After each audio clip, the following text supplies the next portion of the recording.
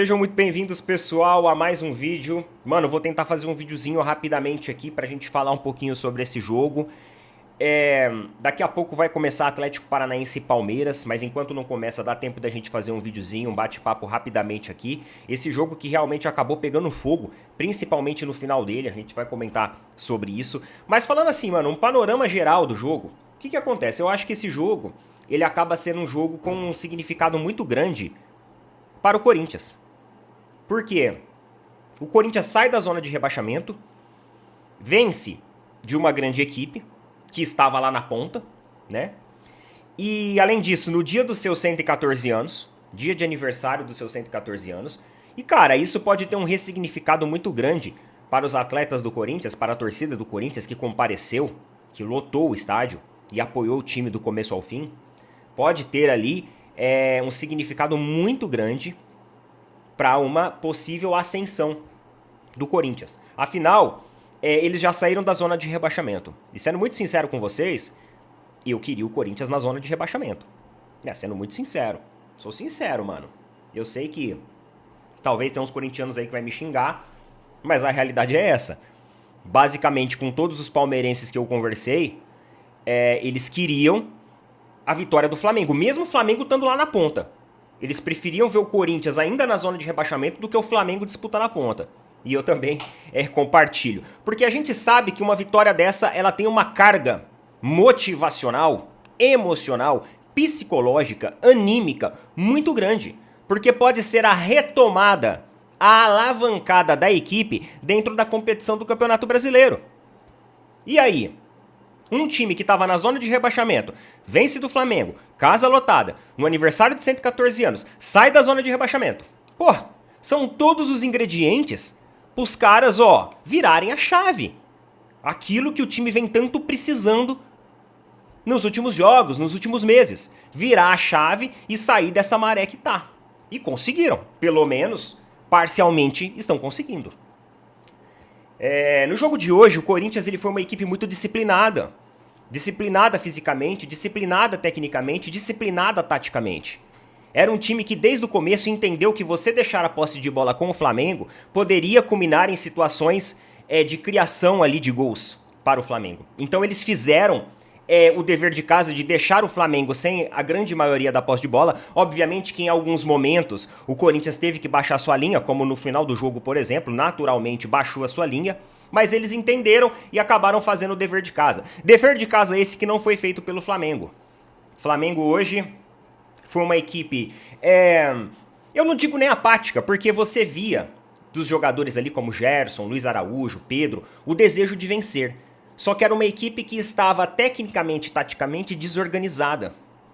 Era uma equipe que falhava muito nos espaços de marcação. Inclusive, um dos gols do Corinthians lá no primeiro tempo sai de uma grande falha de marcação. Tanto no campo de... o lado esquerdo do Flamengo, que era o lado direito de ataque do Corinthians, várias e várias vezes cedeu avenidas para que o Corinthians pudesse criar, para que o Corinthians pudesse criar condições de gols.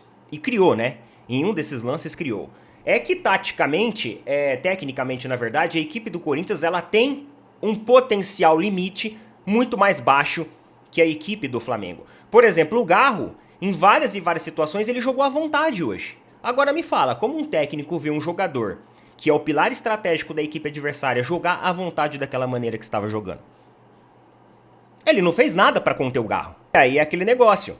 Eu diria que o Garro, sei lá, é 50%, 60% desse motor do Corinthians. E ele mostrou isso hoje. Ele mostrou que é um jogador que ele faz a diferença. Ele mostrou também para os próximos adversários do Corinthians aí, que o Palmeiras também vai enfrentar o Corinthians, que o Garro ele é um jogador que precisa ser marcado. Quando o Garro jogou contra o Palmeiras, o Garro criou situações. Era o jogador que dava mais trabalho lá no jogo contra o Palmeiras, mesmo sendo o jogador mais marcado. O Abel colocou marcação, dupla marcação em cima do Garro. E mesmo assim, ele causou alguns problemas.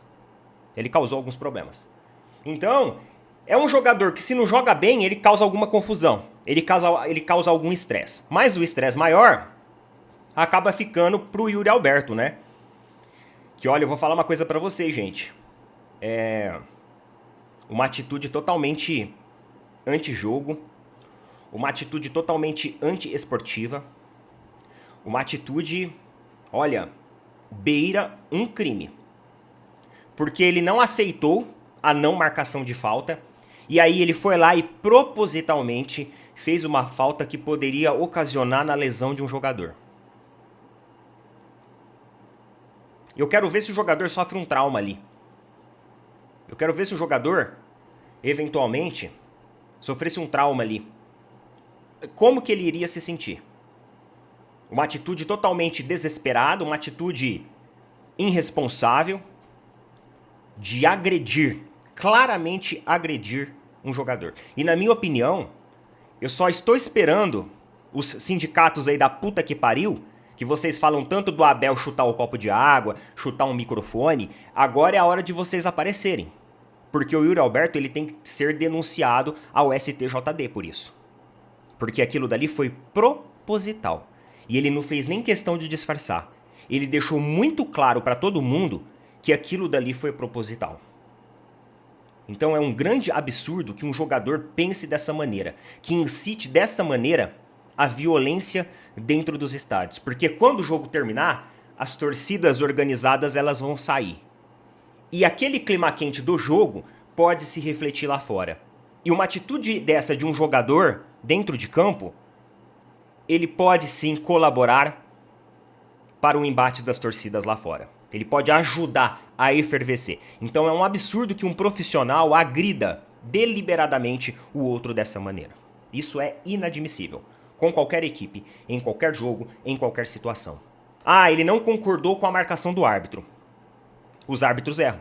Eu tenho certeza que vários e vários jogadores do Flamengo também não concordaram com a decisão do árbitro de encerrar o jogo naquele momento. Visto que várias e várias vezes a partida ficou parada, porque, obviamente, os jogadores começaram a enrolar. Enrolar, virou confusão, e no fim toda essa confusão criada acabou favorecendo o Corinthians, né? Com tudo que aconteceu, acabou favorecendo o Corinthians. Inclusive o Yuri Alberto saiu ovacionado de campo. Agora, e se toma um gol ali no finalzinho? Será que o Yuri Alberto ia continuar sendo ovacionado? Os caras têm que colocar na balança atitudes como essa. E provavelmente ele vai ser denunciado, tá? Provavelmente ele vai ser denunciado sim no STJD porque foi uma atitude proposital. Tá bom? No mais, eu acredito que o Corinthians lutou, batalhou, brigou pela vitória. Teve sim as suas confusões, teve o seu fator antijogo ali do Yuri Alberto, né? Aí depois começou aquela confusão generalizada, um cartão daqui, outro cartão dali. O VAR chamou, ficou mais enrolando do que efetivamente resolveu alguma coisa, e aí vocês sabem, né? O jogo terminou e obviamente que o tempo que o jogo ficou paralisado, ele sempre vai ser exponencialmente maior do que o tempo de bola rolando. Isso já não é hoje que acontece dentro do nosso futebol. Tá bom? Coloca nas opiniões aí, tamo junto, valeu, falou, até mais.